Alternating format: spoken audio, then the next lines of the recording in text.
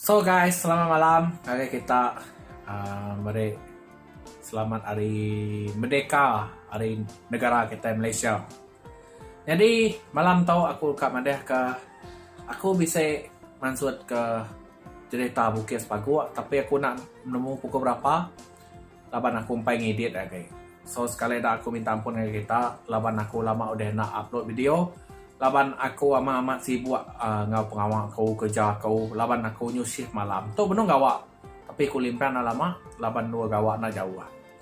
Jadi ngarap ke kita bala pendengar semua, minta ampun ngagai kita gak kau.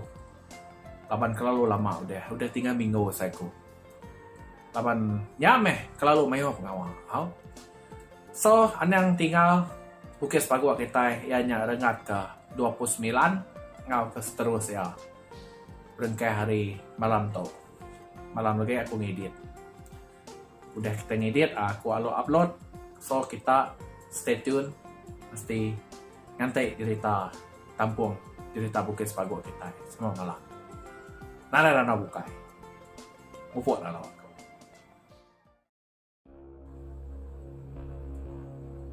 Selamat malam pendengar semua. Jadi cerita kita sekali tahu Bukit Sepaguak, ianya aku dekat Nampuah.